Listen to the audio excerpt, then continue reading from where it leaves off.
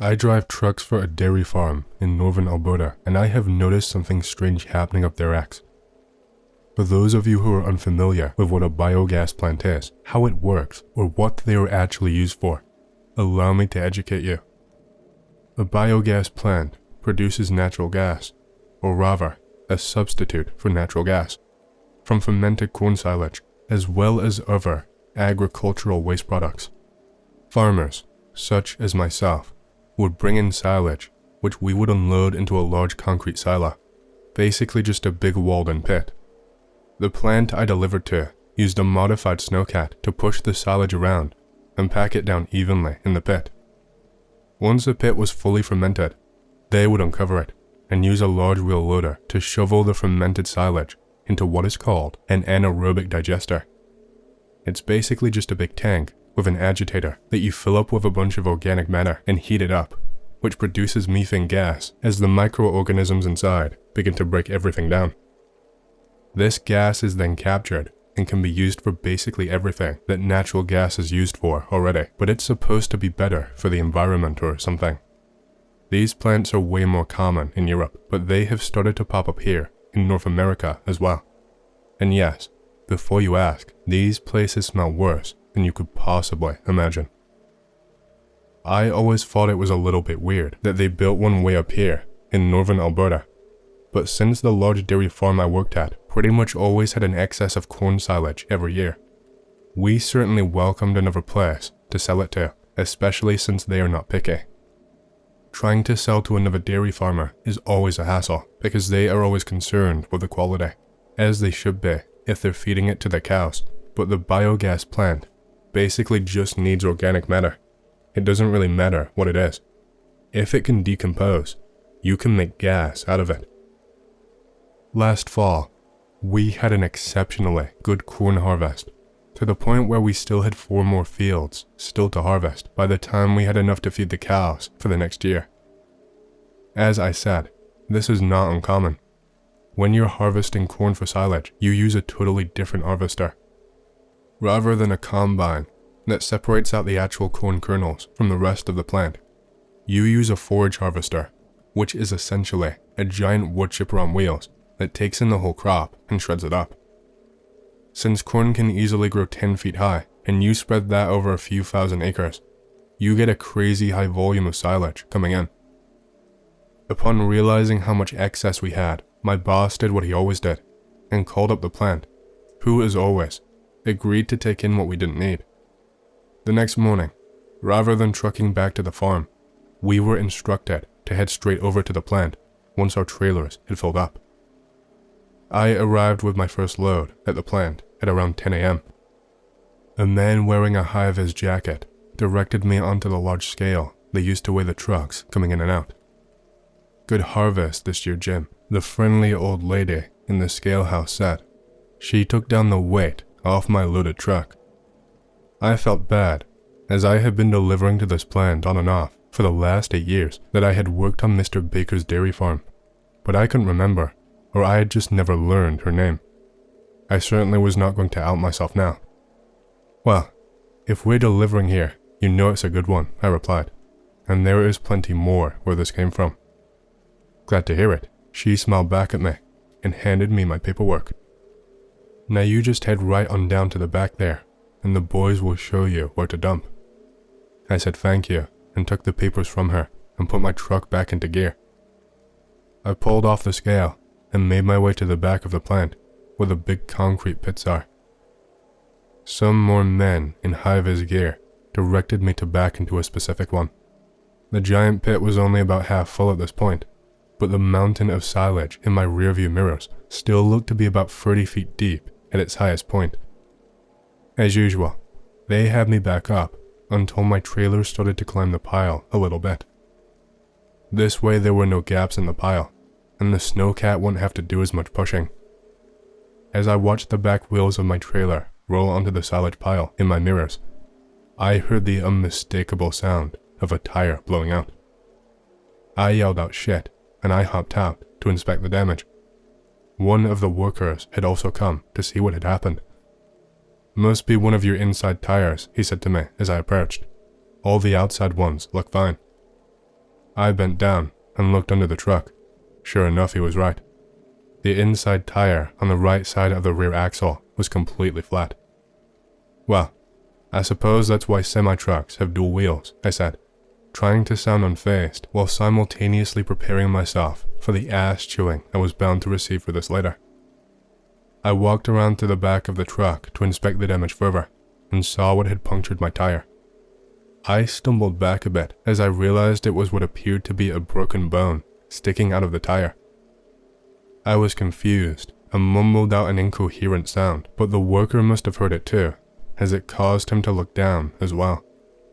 When he did, his face went white for a second, then he composed himself. "Well, I'll be damned," he said.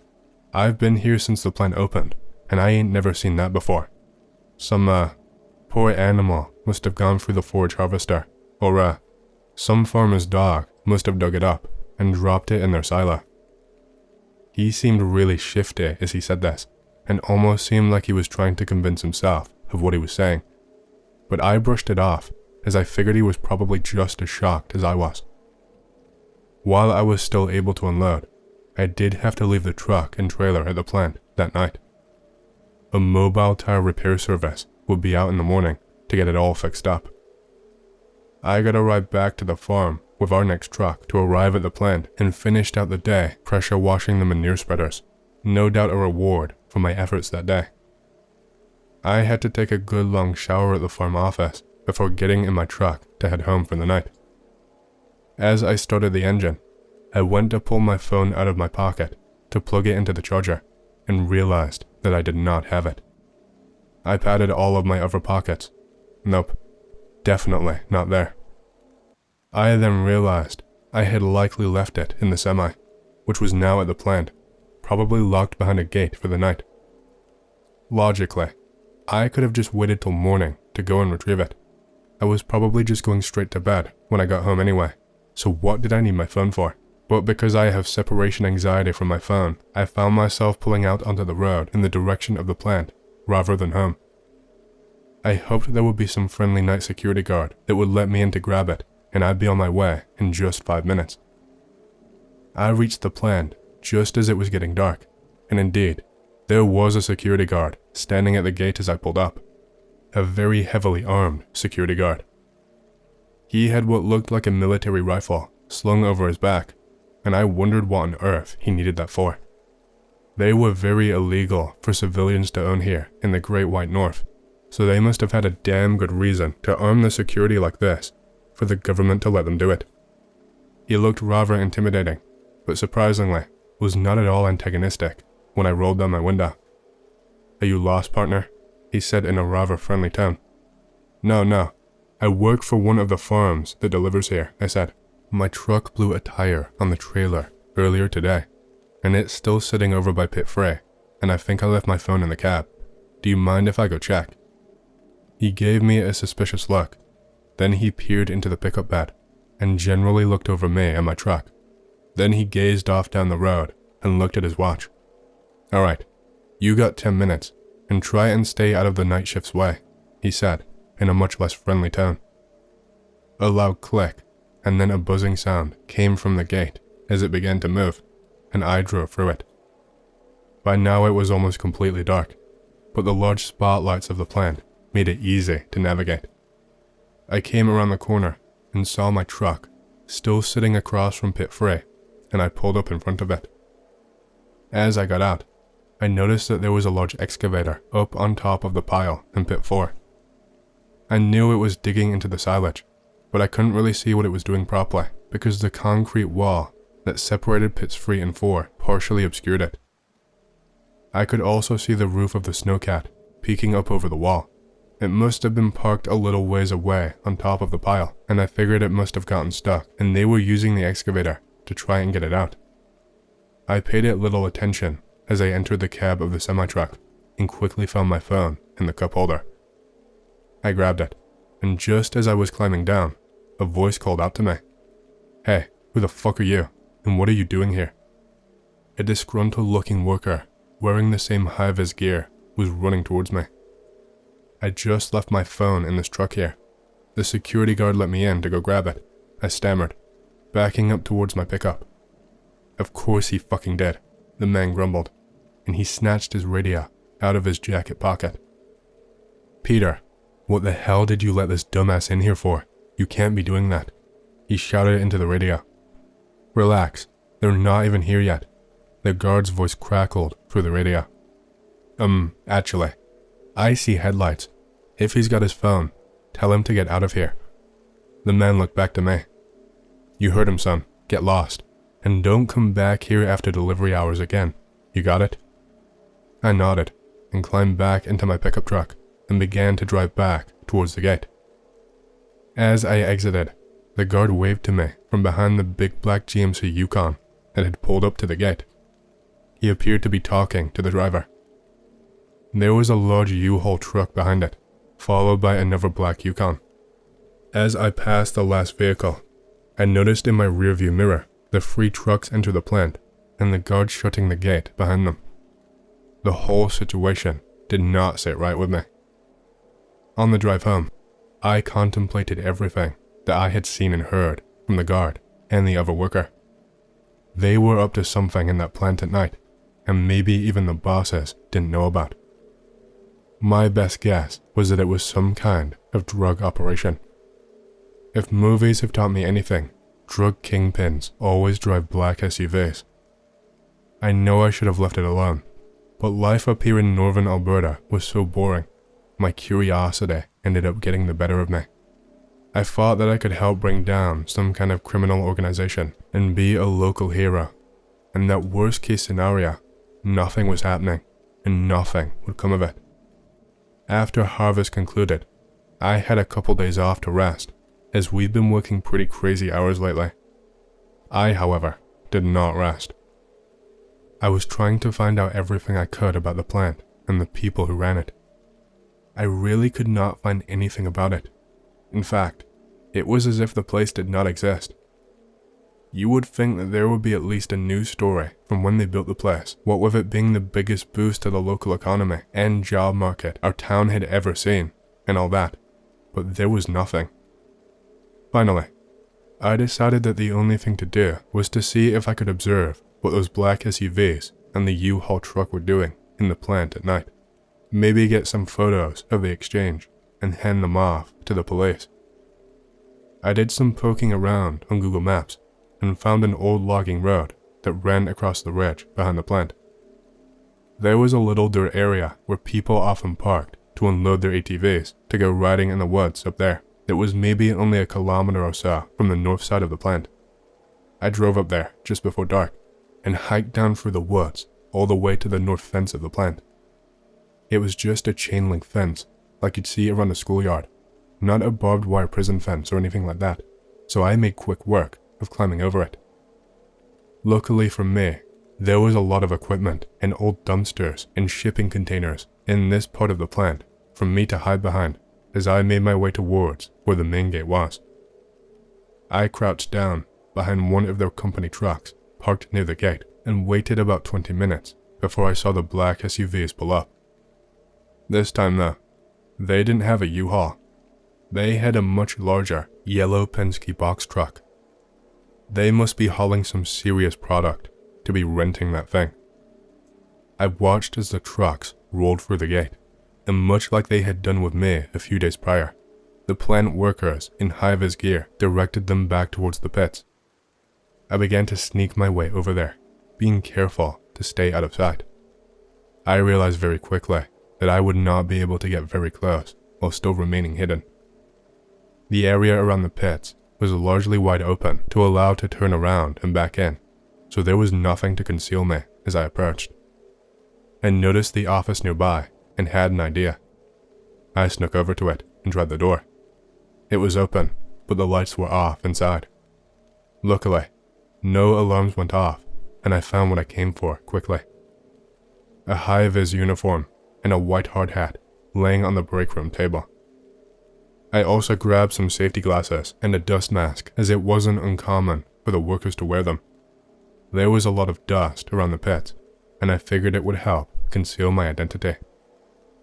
After putting on the uniform and sneaking back outside, I observed the workers for a few minutes to see what they were doing and how best to blend in. Most of them appeared to either be standing around, watching the trucks pull up, or walking somewhere, so I figured just walking like I was on a mission was good enough. Turns out I didn't need to fake it for long. As I neared the yellow Penske truck, I saw some men getting out of the black SUVs. They were dressed in what looked like church robes, but definitely not Catholic, since they did not have a collar. One of them turned to me, and I froze. "Hey buddy, we got a pretty big load tonight. Mind giving us a hand?"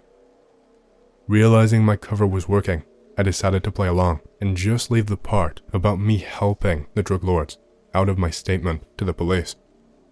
I nodded and walked over with the other workers and awaited instructions. I heard the sound of a diesel engine coming closer and looked over to see the excavator I had seen coming around the corner and begin to climb the salvage pile in pit 4 again. The snowcat was behind it, but instead of following the excavator up the pile, it came towards us. It had some kind of large metal box attached to the blade that was about the size of a small car. The operator set the box down next to the Penske truck and hopped out. The same disgruntled man I had encountered the other night got out of the cab. "Jesus man, that's a big truck you got there. Probably going to take a couple trips to unload this thing," he said to the men in the robes. One of them opened up the back of the box truck, and where I expected to see a giant pile of cocaine bricks or something, there was something I never expected. Bodies, and lots of them, just thrown haphazardly into the back of this truck. I had to fight the urge to fill my dust mask with vomit as I saw them. The workers began loading them into the box on the blade of the snowcat, just tossing them on with little regard for how they landed. No one seemed to notice me just standing there, so I slowly backed up into the shadows and made my way over to pit 3. It was almost full by now, so I climbed up the pile to a spot where I could look over the concrete into pit 4 where the excavator was without being spotted. Once up there, I saw the snowcat climbing up the pile towards a large hole the excavator had dug in it. There were some more workers up there who began throwing the bodies off into the hole as one of the men in robes climbed out of the passenger seat in the snowcat. He just stood on the track watching as the bodies were piled into this impromptu mass grave they had constructed. He stayed up on the pile while the snowcat went down for the second load. This was all starting to make sense now. This was the perfect cover for disposing the bodies. They would get broken down in the piles, same as everything else, and because they were constantly being emptied into the digester, the evidence would only be around for a few months, and the horrific smell of the plant would conceal any foul odors produced by the dead bodies. But there was one question left. Where were they coming from? This was way too many bodies for this to be the mafia or something killing off problematic individuals. By the time the truck was totally unloaded, there must have been 100 dead people in that hole.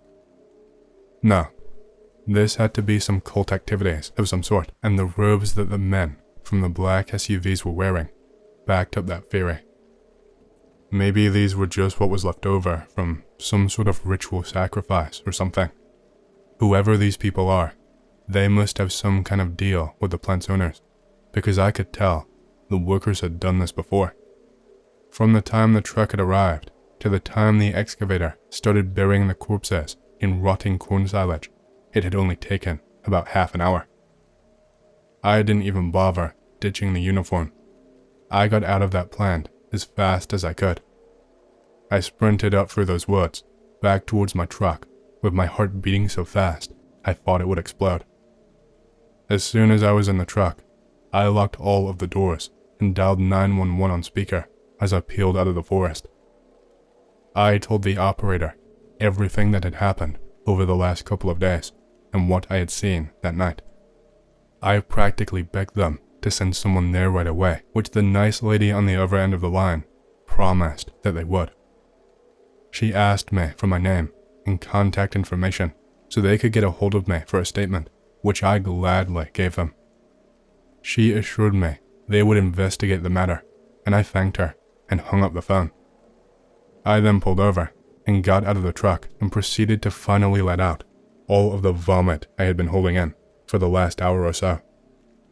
I ditched the plant uniform on the side of that old forested road and made my way for home. As I was approaching my house, I saw a car up ahead. As I drew closer, I could make out the distinctive, reflective tape that they put across the back of police cars. I slowed down, as I had come up on him pretty fast, and I did not want to get a speeding ticket after all I had been through that night. I followed the cop a few more kilometers towards town. My house was on this road, coming up shortly. As we approached my driveway, the cop put his signal on to turn in. I breathed a sigh of relief, as I guessed they had sent someone out to check on me, and I was about to put my signal on as well when I noticed the black GMC Yukon parked in my driveway and the man in the robes standing next to it with a gun. The cop turned in and parked next to him. Given that the cop had basically zero reaction to the men standing there with a weapon, my heart sank as I realized whatever this is runs much, much deeper than I thought, and revealing who I was to that 911 dispatcher had just doomed me. I kept on driving, praying that neither of them recognized me, and thanking the Alberta government for not requiring front license plates that the cop would have totally seen on the drive over otherwise. I just kept on driving, expecting at any minute to see police lights behind me, or a big black SUV blocking the road ahead of me, and men in dark robes coming out of the darkness to get me, but nothing happened. I don't even know how long I drove for. I just drove until I had to pee so badly I was forced to stop at a truck stop, and I realized I was somewhere in Saskatchewan. I've been on the run, so to speak, for about 6 months now. I don't know if anyone is even following me, but I have to be sure. I'm writing all of this out to get it off my chest and put it out there as a warning before I ditch this phone and start my life over in another province as far away from there as I can.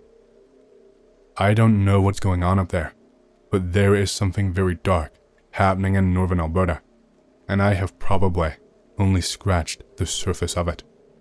Either way, I want no part of any of it. Be night shift security guard. Work in a nice office building in a nice neighborhood. Always just me and one other guard in the entire building. Literally no crime, no problems. Basically just fuck around on the internet all night. Only have cameras on first floor and parking lot, so if you're on any other floor, you can do whatever. It's literally the cushiest job ever. They've got huge, flat screen TVs, Wi-Fi, a nice gym, expensive coffee machines, and tons of other shit. Every single door is locked by keycard, so the building is extremely secure. Just started shift. Go to floor 2. Notice someone left a light on in the south wing. A lot of lights here are motion activated, but this one just uses a light switch. Happens sometimes, so I just turn it off and go back to doing a quick patrol so I can get back to fucking around on the internet. Finish that up. Eventually the other security guard does a patrol. It's about 2 hours after my shift started, and I go on another patrol to stretch my legs. Go to floor 2, south wing. A motion sensing light is on, right next to the light switch I turned off 2 hours ago, which is still off. The motion sensing lights are only supposed to stay on for 15 minutes. Me and the other guard have been sitting next to each other for the last hour. I go back to the security room to tell the other guard about it and ask if he knows what's up with it. He says that when he was there, the light switch was on, and he turned it off himself. I am 100% sure that I had already turned it off. He says he hasn't seen or heard anything, but since there's no security cameras on floor 2, we have no idea what, if anything, could have activated the light. I decide to go back up to floor 2 to check out again, and I tell the other guard that if he doesn't hear from me soon, to call my cell phone. Our security company never bothered to issue us radios. Go back up to floor 2. The light switch is back in the on position. Motion sensing light still on. At this point I am genuinely concerned. Consider just running downstairs and calling the cops. I figure that if it turns out to be nothing, I look like a huge scaredy cat. Security guard calls police because a light switch was in the wrong position. Decide to check out more of the south wing. I suddenly hear a loud banging noise. I jump a bit and start to freak out. Then I remember that when the AC comes on, it makes a loud banging noise. Calm down and check out the rest of the wing. Only takes another 2 to 3 minutes. No signs of intruders. All doors locked tight. Nothing broken or missing. Look at my watch and see that I've been at this for about 20 minutes now. Start wondering why the other guard has not called me yet. I lean up against an air vent and take out my phone. Start going through my contacts to call him myself. Hang on a second. The air vent isn't blowing any air. Nope. Call the other guard's phone. No answer. Fuck. Lock myself in an office. Call 911. I tell the dispatcher what happened, and he says that the cops are coming. Asks where I am, and I tell him. Asks if the police will be able to get into the building themselves. Shit. All doors are locked. Run through the building, down to the main entrance, and run outside. Wait for the cops outside while still on the phone with 911. Cops get there. I let them in and bring them to the security room. No sign of the other guard at all. The computer that displays the security cameras is turned off. Well, fuck. Give each of the cops one of the spare security cards so that they can search the building. They find no trace of the other guard in the building. His car is still parked in the parking lot. He is still missing to this day. Happened about a year ago. Get security contract to assist rangers in a deep forest. Shift is 6 p.m. to 5 a.m. Pay is shit, but no interaction with normies, so it doesn't bother me. Get to drive a company car, and essentially get the whole forest to myself. Camping was forbidden at this forest. Job set to just report if you see any suspicious persons on site. Cameras are positioned at some parts of the forest, but would not be able to see any trespassers until notified by surveillance. Don't question it, and I drive in circles for a few hours. No phone reception, so can't shitpost on 4chan. Was pissing down by 8 p.m, so visibility was essentially down to about 5 meters. Middle of summer, so it was heavy jungle type rain that caused a lot of mist. About 2 a.m, mist rolling in like a motherfucker and can't see shit. For some reason, I don't seem to give a fuck about it and keep driving. Start to see shiny eyes dotted on the sides of the roads. Would catch the headlight of my car, but looked really low to the ground. Pull over, because I want to see what the fuck it is. Starts to move in the middle of the road. Holy fuck. Start to realize I'm a fucking idiot, and my car is a lot further away than I realized. Doesn't move from the middle of the road.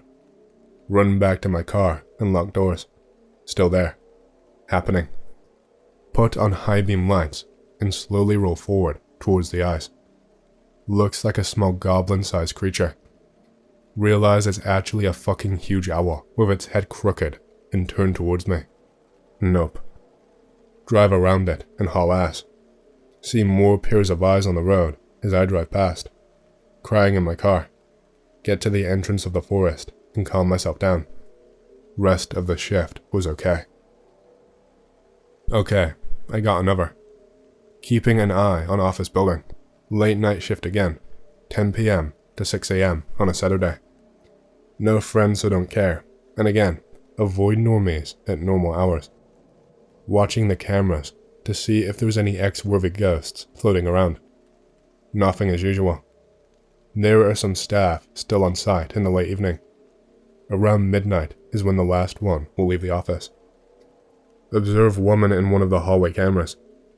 Acts like she's being followed, just like Elisa Lam did when she was in the elevator. Same mannerisms and everything. Get spooked seeing this and decide to investigate in person because inner sense of responsibility tells me to do it.